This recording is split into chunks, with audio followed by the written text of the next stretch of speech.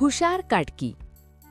Cut असा आवाज झाला आणि झाडावरून एक काटकी तुटून खाली पडली. तुटलेली काटकी मुकाट्यानं पडून राहिली का? मुळीच नाही.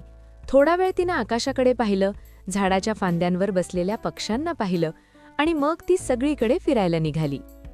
नदीतून वाहत जाताना तरंगत इकडून तिकडे हेलकावे खात जायला तिला खूप मजा येत होती. थंड पाण्याचे स्पर्श तिला अगदी गुदगुल्या करत होते. मध्येच तिला गाण्याचा मधुर आवाज आला. तिनं वर पाहिलं तर कोकिळा गोड गात होती. गाणं ऐकण्यात काटकी अगदी रंगून गेली. तिला कोकिळेचं कौतुक करायचं होतं.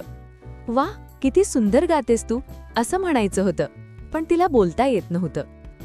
पुढे गेल्यावर आपलं खाणं गोळा करत असलेली खारुताई तिला दिसली. खारुताई इकडून तिकडे पळत होती, दाणे साठवत होती.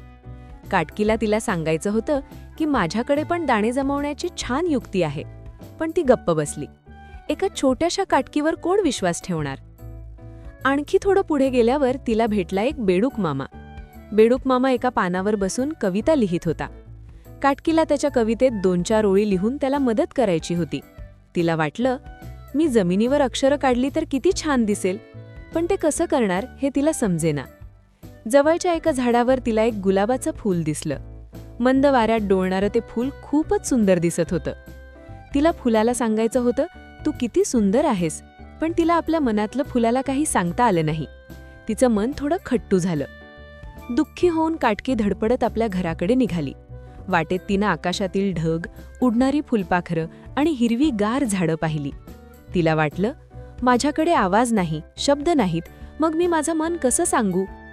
घरी आल्यावर तिनं मागे वळून पाहिलं तर काय? अरे वा, चालता चालता मातीवर एक छान रेघ उठली होती. काटकी ते पाहून फारच खुश झाली. तिने पुन्हा जमिनीवर हळूच रेघ काढली.